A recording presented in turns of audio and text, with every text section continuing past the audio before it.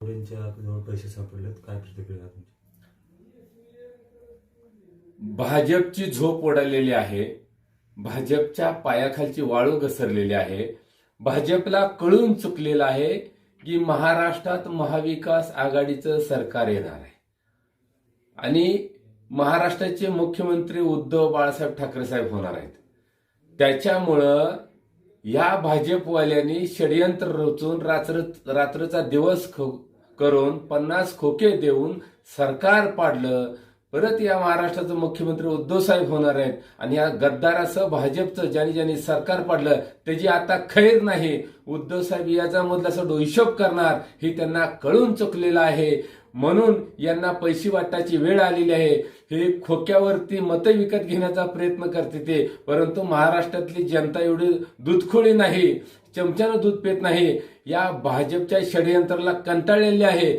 जरी जनतेने पैसे घेतले असेल तर मतदान मतावर भाजपला आणि शिंदे मिंदे गटाला करणार नाहीत. मला निवडणूक आयोगाला प्रश्न विचारायचा आहे. अहो, आमच्या पक्षप्रमुख उद्धव साहेबांचे तुम्ही हेलिकॉप्टर चेक करता, बॅग चेक करता, त्यात तुम्हाला केळं देखील सापडली नाहीत. ज्या भाजपचा मंत्री म्हणून सचिव म्हणून मिरवणाऱ्या तावडेकड 10-10, 15-15 करोड, 5-5 करोड रुपये सापडले. खुले आम त्या हॉटेलमध्ये बसून निवडणुकीच्या धच्च्या उडवण्याचं काम करतोय.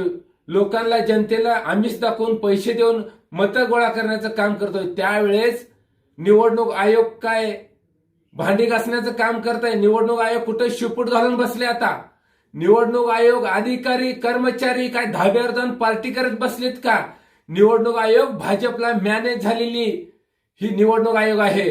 या निवडणूक आयोगावर या महाराष्ट्रातल्या जनतेचा अजिबात विश्वास राहिलेला नाही, उरलेला नाही आणि महाराष्ट्रातली जनता ही निवडणूक आयोगावर विश्वास ठेवत नाही, कारण निवडणूक आयोग त्या लायकीच नाही. अहो, जाताना लहान लहान गाड्या, छोट्या छोट्या माणसाकडे तुम्ही तपासणी करता, मग भाजपचे नेते एवढे मंडळी खुले आम पद्धतीनं पैसे वाटण्याचं काम करतात. त्यावेळेस निवडणूक आयोगाचं डोळं गेलेत का?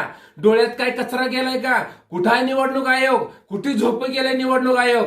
याच्यातून स्पष्ट दिसून येत आहे की भाजपाची झोप उडाली आणि भाजप या महाराष्ट्रातून हद्दपार होणार ही ज्यांनी सरकार पाडले त्यांच्या लक्षात आलेलं आहे. केंद्रात बसलेल्या लोकांच्याही लक्षात आलेलं आहे की महाराष्ट्रात शिंदे मिंदे आणि भाजपचं सरकार येणार नाही, म्हणून त्यांनी पैसे वाटण्याचा कार्यक्रम लावलेला आहे. परंतु जनता यांच्या आमिषाला बळी पडणार नाही, मतदान त्यांना करणार नाही. उलट राहिले सुरलेली भाजप, शिंदे गट आणि अजित पवार गट महाराष्ट्रातून उपसून टाकते.